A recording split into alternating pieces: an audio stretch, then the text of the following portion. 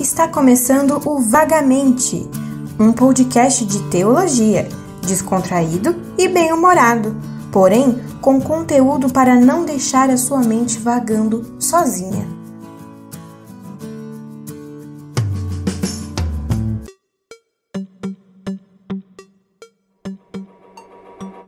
Fala galera, aqui começando mais um Vagamente, aqui é o Thiago Comim e comigo, parceiro de sempre, Gerald Viana, tudo certo aí? Tudo certo, e aí pessoal, tudo bem com vocês? Tudo maravilha, tudo beleza, que alegria. Vamos dar continuidade aqui ao nosso grande projeto de falar um pouco sobre a introdução dos livros do Novo Testamento. E hoje o nosso livro é... Qual livro, Gerald? Primeira carta de Paulo a Timóteo. Grande Timóteo, grande Paulo. E é sobre eles que vamos falar um pouco hoje, sobre a igreja. Então esse podcast vai ser sobre pais e filhos? Vou colocar uma música sobre isso aqui só pra... Top! Que represente isso.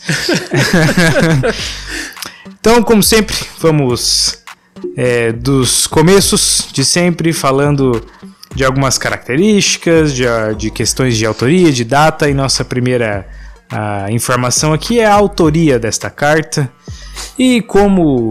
Essa aqui é uma surpresa, pessoal, uma grande surpresa. Quem que escreveu essa carta aqui foi Paulo.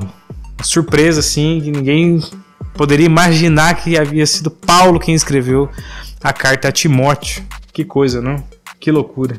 Nunca poderia imaginar isso. Presume-se que seja Paulo o autor, porque, obviamente, tem uma saudação no início da carta e tem várias observações autobiográficas que se encaixam com a história que nós já conhecemos de Paulo, né? Apesar de ter alguns críticos que questionam alguma questão de estilo literário, uma questão de linguagem, depois a gente falar um pouquinho mais sobre isso, mas a tradição cristã, ela acredita que Paulo é o autor. Só vale lembrar que essas críticas em relação à autoria começaram nos últimos 200 anos, tá? Quando instituiu-se um grupo chamado Crítico Literário, que vem do liberalismo teológico. Então, só para ficar ciente que, né, até então a igreja acreditava e acredita ainda, né, que é Paulo, mas começou essa crítica há mais ou menos uns 200 anos atrás. Uma informação interessante aqui, nós extraímos do comentário do Moody. Ele vai citar... Do Moody.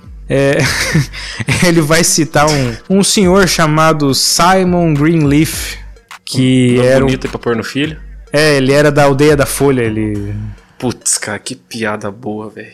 Greenleaf, que é folha verde, então ele era um ninja da aldeia da Folha, mas ele também fazia um trabalho por fora como estudioso da palavra. Esse senhor chamado Simon Greenleaf, ele é um cara que ele vai estabelecer uma regra importante sobre autenticidade. Então o que esse cara falou é o seguinte: cada documento que aparentemente seja antigo, vindo do devido repositório ou custódia e não trazendo nenhuma evidência de falsificação, a lei presume ser genuína e devolve à parte oponente a responsabilidade de provar o contrário. Então, como esses livros pastorais, Timóteo é um dos livros chamados de cartas pastorais, epístolas pastorais, junto com a segunda carta de Timóteo e a carta a Tito, eles procederam da igreja diretamente. Então, como eles não têm nenhuma ideia, nenhuma evidência de falsificação, entende-se que o texto de Timóteo é de autoria paulina. Então, quando ele fala assim, devolve a responsabilidade, é para esse pessoal da alta crítica, esses críticos literários que tentam encontrar alguma forma de dizer que Paulo não é o autor. Então, continuando, a gente precisa ver também a questão da data, né? Como nós sempre fazemos, como nós sempre dizemos, é tudo aproximado, então nós vamos naquilo que a tradição cristã tem mantido, né, a respeito dessa carta. E aqui, essa carta foi escrita, a tradição cristã tem mantido assim e acreditado assim, que ela foi escrita após Paulo ser liberto da primeira prisão em Roma, que é aquela prisão que ele fica numa casa. E ele então inicia uma quarta viagem missionária após ser liberto para a região do Mediterrâneo. Quando ele vê que ele precisa ir para o Mediterrâneo resolver questões, então ele manda Timóteo para Éfeso. A igreja de Éfeso estava com problemas. E então, quando ele percebe, tanto que está na carta, que ele vai demorar mais do que o previsto, Então ele resolve escrever a Timóteo com instruções do que ele deve fazer caso Paulo demorasse a ir para Éfeso. Existem críticas a respeito aí dessa quarta viagem, né? Mas se a gente for ver no registro de Atos, o livro não termina com a morte de Paulo, né? Ele termina ali quando ele vai para essa prisão em Roma, que é a primeira prisão em Roma. E segundo Eusébio, um historiador do século IV, Paulo foi liberado da prisão romana, e isso é registrado em Atos. E continuou seus trabalhos missionários. E foi morto por Nero em sua segunda visita a Roma. Daí ele vai direto para Via Ápia, onde ele é morto por Nero. E isso tem apoio nos registros nas cartas pastorais. E também em Filipenses e Filemão, né, que a gente ainda já trabalhou Filipenses e vai trabalhar Filemão ainda. Elas fornecem então evidências de que Paulo teria sido libertado. Então aqui em 1 Timóteo nós temos esse indício de uma quarta viagem. Então se alguém falar que Paulo não fez uma quarta viagem, então nós temos Paulo dizendo que fez. Então a gente tem aceitado que ele fez essa quarta viagem. E em 2 Timóteo, que já é escrita quando ele está na prisão em Roma antes de ser morto, na segunda prisão. Então tanto que o teor da carta é bem diferente, né? Então partindo aí dessa visão dos dois aprisionamentos de Paulo, então ele foi liberto da primeira prisão em 62 DC, aproximadamente. E foi martirizado por Nero aproximadamente em 68 d.C. E Paulo escreve então a primeira carta a Timóteo, que é essa que nós estamos falando, no meio dessas duas datas. Então provavelmente ele escreveu ela entre 62 e 64 d.C.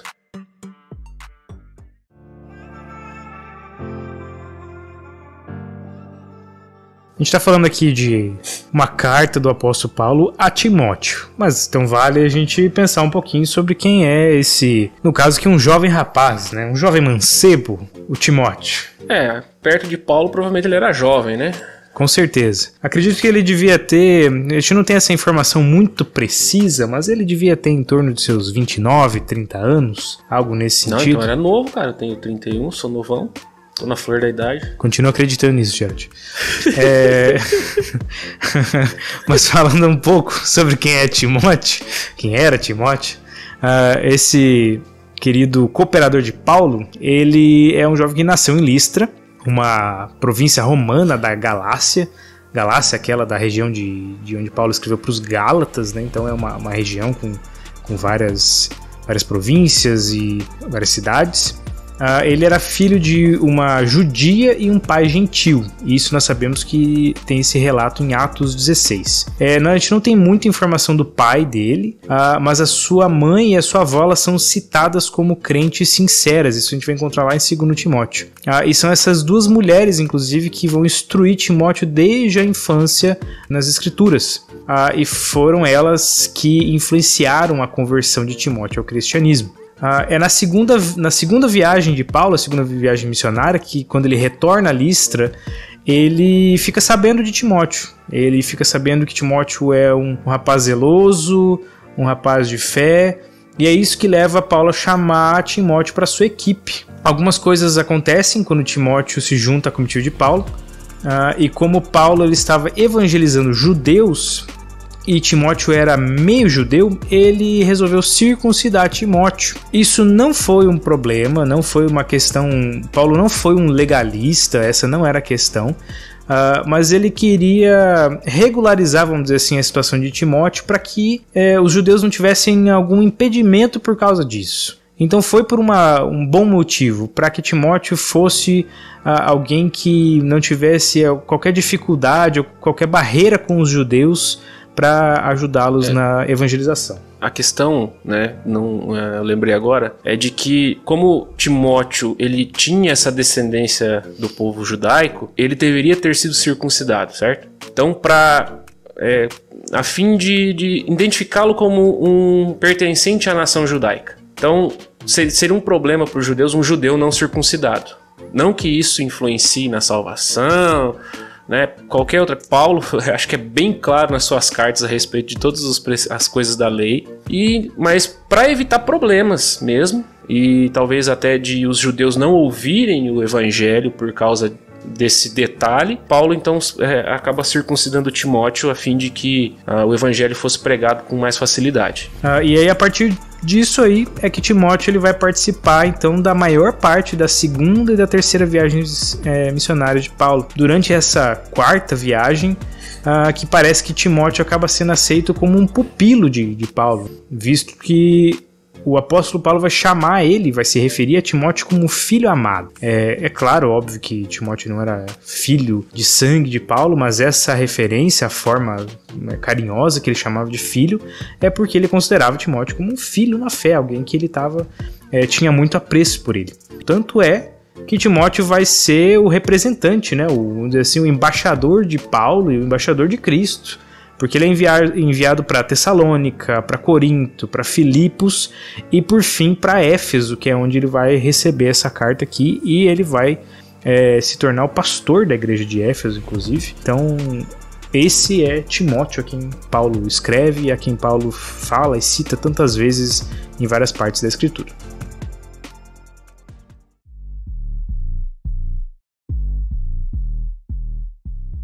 Então a gente quer falar um pouco agora sobre as características literárias, o que tem dentro desse texto que Paulo escreve a Timóteo. Embora ela seja uma carta dirigida a Timóteo, ou seja, uma carta aparentemente ali, pessoal a Timóteo, para instruir Timóteo, ela também é uma carta que foi escrita para a igreja. Existe um plural ali, convosco, no capítulo 6, versículo 21, no final, nas saudações finais. Então, Paulo ele escreve a Timóteo, né, abre aspas, para que, se eu tardar, fique ciente de como se deve proceder na casa de Deus, que é a igreja do Deus vivo, coluna e baluarte da verdade. Fecha aspas, está no capítulo 3, esse é o versículo 14 e 15. Essa carta tem, então, portanto, muito a dizer sobre doutrina, governo da igreja, do culto da igreja e da vivência da igreja. Então, falando um pouco sobre a doutrina, no que diz respeito à doutrina, Paulo ele vai começar advertindo Timóteo contra a instrução e a influência de falsos mestres, bem no começo da carta, no capítulo 1, dos versículos 3 a 11. E também vai fazer um lembrete, claro, nesse mesmo capítulo, dos versículos 2 ao 20, sobre o glorioso evangelho da graça. Então ele já, de cara, faz uma advertência e lembra que é Jesus Cristo, principal, personagem toda essa história, de tudo que Paulo viveu, e passando isso para Timóteo. E lá no fim da carta, ele vai dar algumas instruções específicas a grupos da igreja. Então ele vai falar sobre senhores e servos no começo do capítulo 6, vai falar especificamente aos ricos, e aqui ele está falando de posses, bens, dinheiro mesmo, nos versículos 16 a 19 do capítulo 6.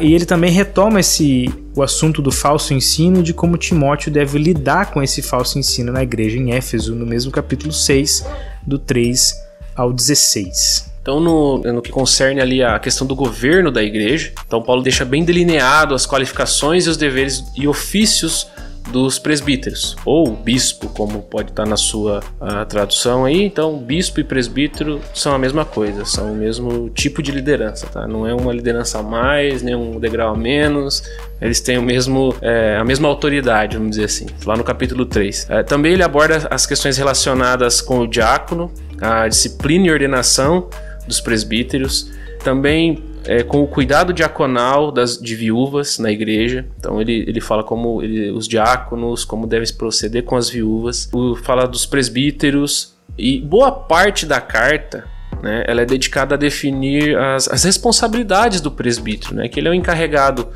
do ministério da palavra, no capítulo 4, do 6 ao 16, e essas responsabilidades incluem também combater o ensino falso que estavam tentando implantar na igreja de Éfeso. Referente ao culto na igreja, Paulo ele vai abordar no capítulo 2 essa questão. Depois de ele abordar o assunto de oração na igreja, no capítulo 2, no começo, até o versículo 7, Paulo ele vai dar instruções para os homens, no versículo 8, e para as mulheres, especificamente do 9 ao 15.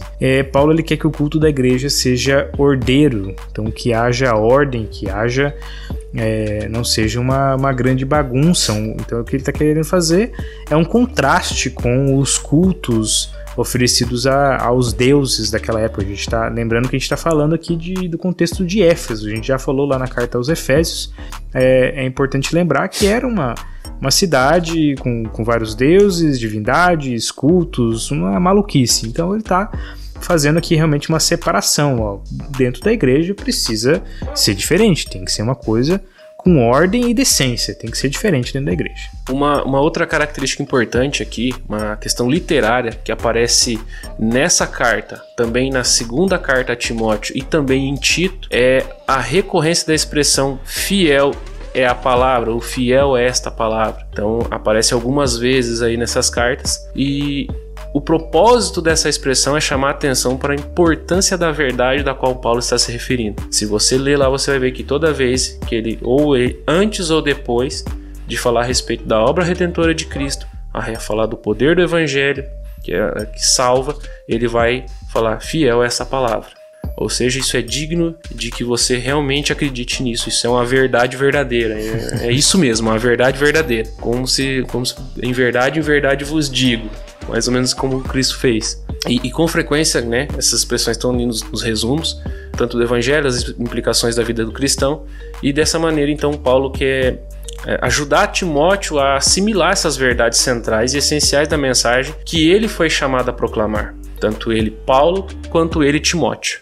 É bem interessante outra característica literária. Pode pegar o exemplo aqui de Timóteo, 1 Timóteo, capítulo 3, versículo 16.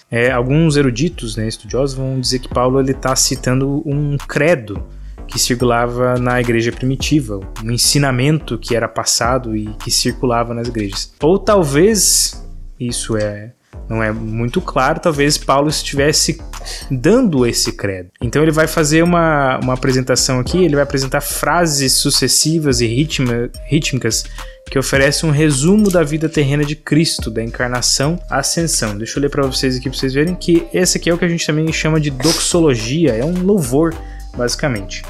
Fala assim: evidentemente, grande é o mistério da piedade. Aquele que foi manifestado na carne, foi justificado em espírito, contemplado por anjos, pregado entre os gentios, crido no mundo, recebido na glória. Muito provavelmente vocês já ouviram alguma música com essa parte, esse trecho. E é interessante porque Paulo ele vai fazer isso 3 vezes, tá? Ele tem 3 doxologias aqui, essa é uma delas. Ele vai montando toda essa carta, vamos dizer assim, com uma beleza, né? Ele escreve de forma bonita, vamos dizer assim, Paulo. Ele insere 3 louvores, 3 doxologias durante a escrita dele a Timóteo. Para ressaltar, não sei se você explicou, doxologia é uma expressão de louvor. Então, se acaso você não tem que ir no Google pesquisar, tá aí já de bandeja para você. Então, se eu falei, é só um reforço. Se eu não falei, tá explicado.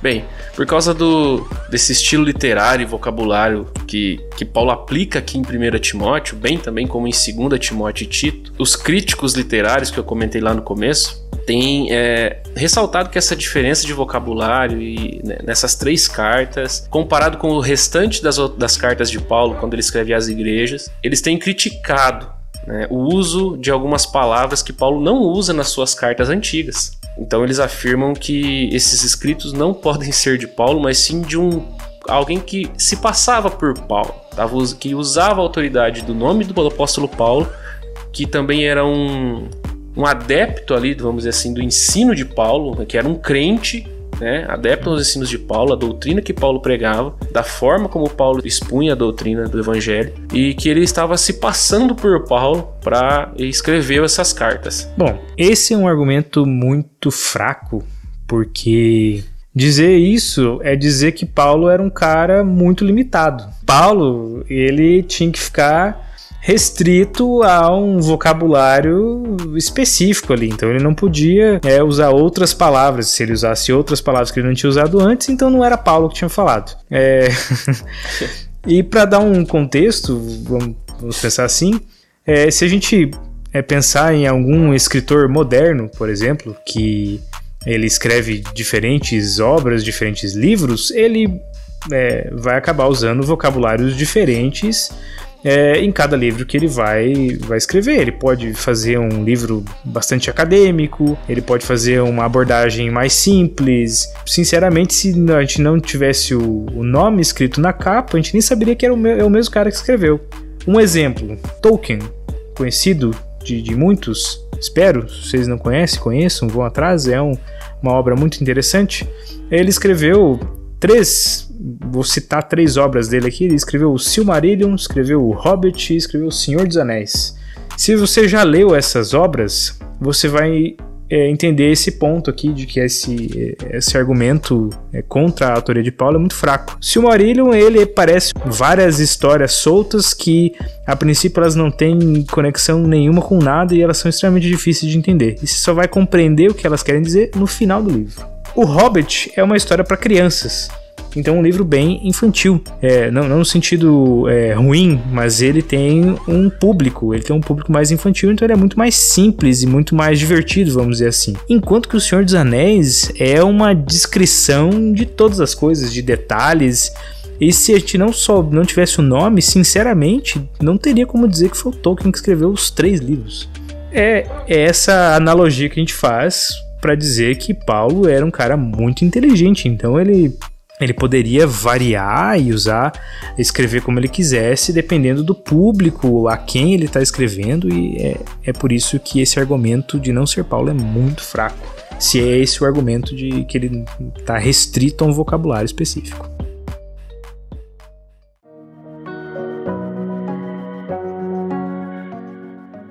Então a gente vai falar agora, após essa explicação rápida da questão da crítica aí, da autoria, por causa dessas diferenças, divergências. A gente vai falar dos temas aqui, algumas coisas que são importantes na carta. Bem, essa carta ela é importante porque ela traz como deve ser feita a organização da igreja. Então nós temos aqui a mais longa descrição das qualificações dos presbíteros. Inclusive, há uma divisão entre presbíteros regentes e docentes. Aí aqui o que acontece? Regente é aquele que faz uma função mais pastoral, cuida do povo, visita, faz as questões administrativas também. E o docente é o cara que está mais aplicado às questões teológicas mesmo, é o cara que ensina. E esses dois estilos de presbíteros, vamos colocar assim, trabalham juntos no direcionamento da igreja, no comando da igreja, mas cada um tem os seus dons específicos, né? Paulo ele é bem claro a respeito dos dons nas suas cartas. Então, aqui ele faz uma subdivisão ali nos presbíteros, mostrando mais uma vez que existem cargos e os cargos também têm suas subdivisões para cuidar da igreja. Importante dizer que ele não está querendo dizer que os presbíteros eles são limitados a funções. Ele só está fazendo uma coisa muito clara. Cada um vai fazer um trabalho melhor de acordo com o dom que recebeu. Não quer dizer que um presbítero regente, por assim dizer, não vá se envolver com o ensino. Sim. Mas ele vai, com certeza, ser mais útil e fazer um trabalho muito melhor naquilo que ele foi chamado para fazer, ser nessa questão. Mas não que não possam... Isso, não possam atuar nas outras áreas, né? Exatamente, não quer dizer que um presbítero docente não possa fazer um trabalho pastoral. Isso. Mas é importante trabalhar dentro do que foi chamado e que vai ser mais útil.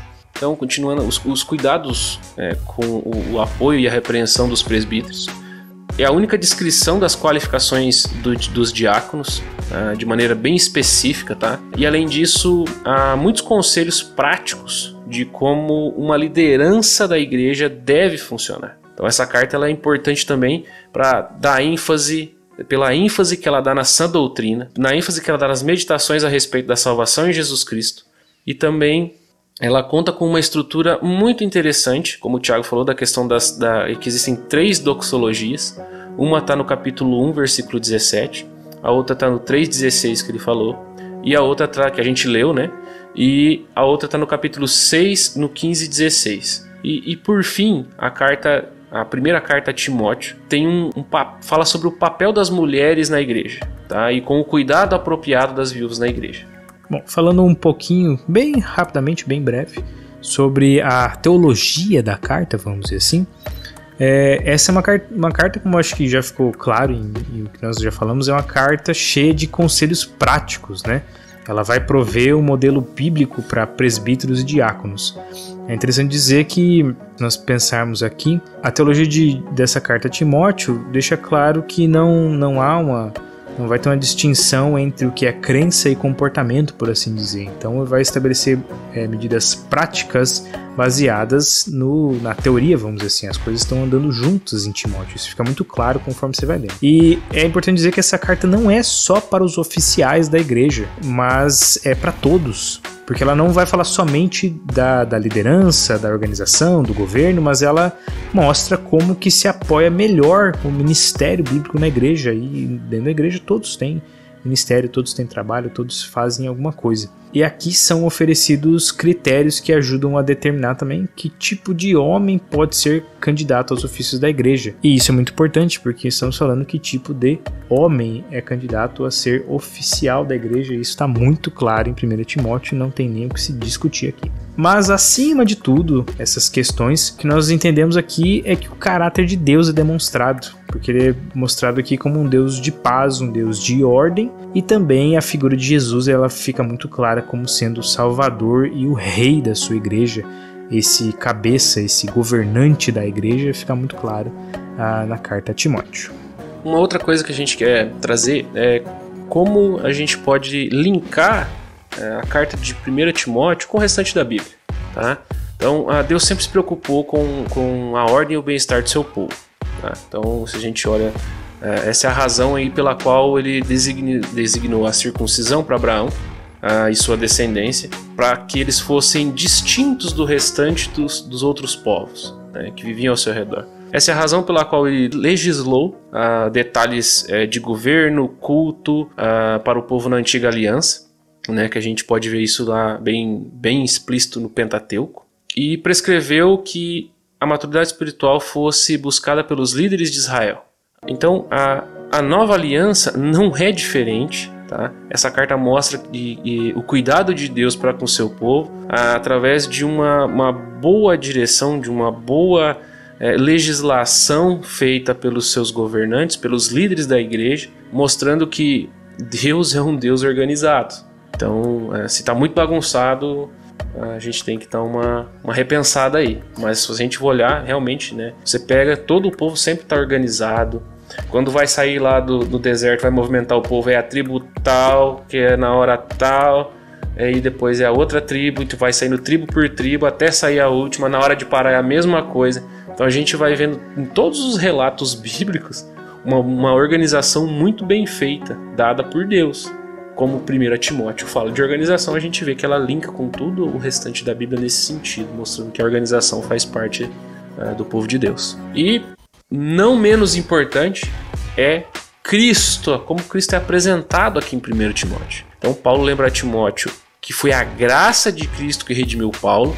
Está lá no capítulo 1, quando ele dá o seu testemunho pessoal, e diz também que Deus o separou para o serviço na igreja, a fim de que ele fosse um exemplo para os outros da misericórdia de Deus. Ele tá bem escrito lá, ele deixa bem claro isso. Nós somos lembrados também que Jesus é o Salvador de Paulo, de Timóteo e da igreja em Éfeso, e também de todos os tipos de pessoas ao redor do mundo. Nós somos crentes em Jesus Cristo, porque isso é uma verdade. Ele é o nosso Redentor. E além disso, o governo da igreja é dado por Cristo, já que ele é o cabeça e rei da igreja.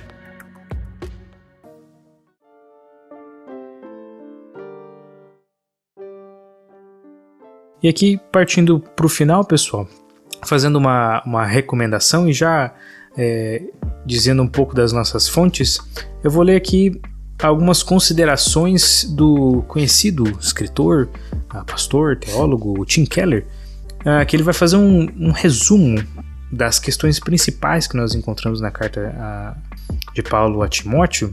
E já deixar uma recomendação, é um site que ele tem uma versão em português, que acredito que é a Coalizão pelo Evangelho, mas que a versão em inglês dele, se você tiver essa oportunidade de compreender... Usa o Google.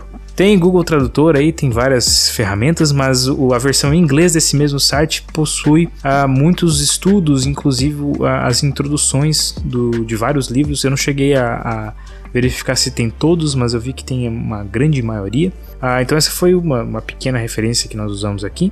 E também nós usamos aqui durante todo o nosso estudo, e o Gerd vai finalizar com o esboço aqui, a Bíblia de Estudo da Fé Reformada, que é aqui encabeçada aqui pelo o Ministério Fiel, principalmente o autor principal é R.C. Sproul. Isso. E vários outros, é claro, né? Ele tá aqui como provavelmente um dos mais conhecidos, mas tem uma galera aqui, um time gigante que montou essa Bíblia de Estudo muito boa. E baseado nisso, os pontos, ele dividiu em 7 pontos, vamos dizer assim. Os 7 pontos de Tim Keller. Ai, meu Deus. Ele vai dizer que o resumo dessa carta de Paulo a Timóteo é que a primeira coisa é que o evangelho ele produz santidade na vida dos crentes e não há nenhuma separação entre crença e comportamento. O segundo é que a evangelização mundial é essencial e ligada diretamente ao desejo evangelístico do próprio Deus.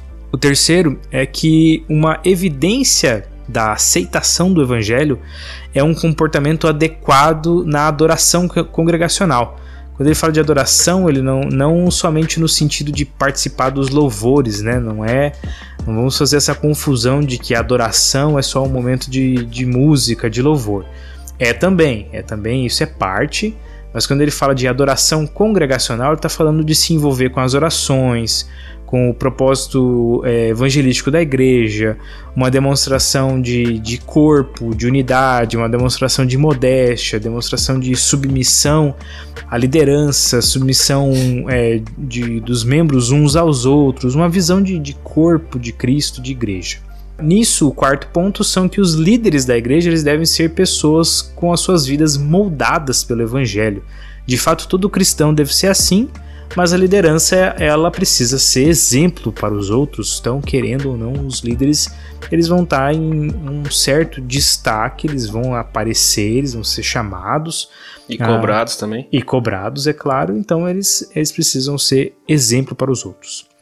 O quinto ponto é que honra e respeito são as características-chave de como deve ser o relacionamento entre os cristãos. Sempre honrando, considerando o seu irmão, lembrando lá de Filipenses, considerando o seu irmão como alguém muito importante, maior do que você, sem ter um desejo egoísta e, claro, sempre respeitando as diferenças e as questões que acontecem dentro da igreja. O sexto ponto é que a riqueza é algo bom. E, de novo, que nesse ponto ele está falando de questões materiais, bens pessoais. Mas essa riqueza, ela precisa ser vista como bênção de Deus. É Deus quem provê essas coisas para 2 motivos: para compartilhar e para ser aproveitada, para ser desfrutada. Mas de que forma? É um alerta: dinheiro nunca pode ser adorado e dinheiro nunca pode ser onde é depositada a confiança, porque é algo muito incerto e é um Deus substituto muito ruim, um dos piores possíveis para o Deus verdadeiro. Então é o próprio Deus quem provê, quem abençoa, quem dá a capacidade de desfrutar corretamente para compartilhar e para aproveitar essa bênção. E por fim, é muito importante, isso vale para todos nós, que trabalhemos pela fidelidade, pela pureza e pela preservação do Evangelho. E esse foi a Rádio Tim Keller. Brincadeira, gente.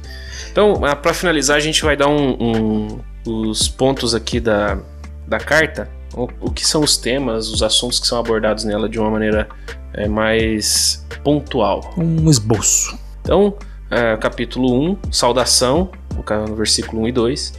Aí Paulo vem falando dos falsos mestres e da lei, no capítulo 1, do versículo 3 ao 11. No terceiro ponto seria que ele dá o testemunho e exortação, no capítulo 1, versículo 12 ao 20, que ele dá o testemunho pessoal e exorta a fidelidade. Instruções para a vida da igreja, então do capítulo 2:13 até o 3:13, ele dá essas instruções, né? Questão de oração e culto, sobre os líderes da igreja. Ele fala também do problema das falsas doutrinas no 3:14 até o 4:5. Ele também dá orientações a um jovem pastor, né? A gente falou que Timóteo é jovem. No capítulo 4, até o 6. E por fim a conclusão, que são as saudações finais aí no 6 a 20 e 21. Então seria aí mais ou menos uma divisão de onde Paulo trabalha cada coisa. Então é isso. E por hoje é só, pessoal. Agradecemos o seu tempo, a sua paciência de continuar nos ouvindo, de continuar prestigiando este trabalho, esse podcast, certo, Gerald? Verdade.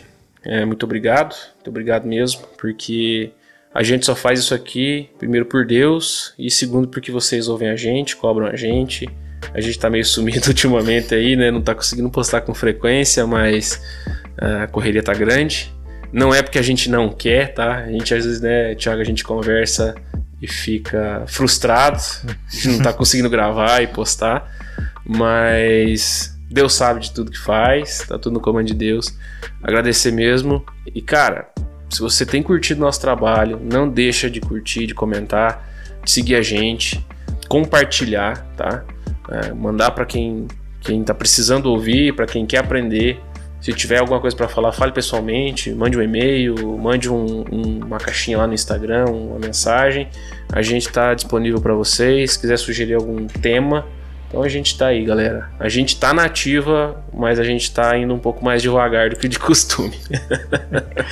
É isso aí, pessoal. Por hoje é só e nos encontramos na segunda carta de Paulo a Timóteo. É isso aí. Essa vai ser top também. Até mais. Falou!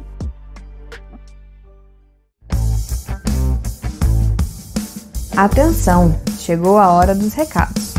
Se você gostou do nosso podcast, dá uma moral pra gente.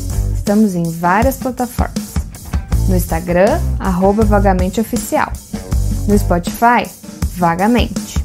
A página do Facebook, Vagamente. YouTube, Vagamente Podcast. E também temos o nosso e-mail para receber a sua pergunta, sugestão ou reclamação, ou qualquer coisa que você queira nos dizer.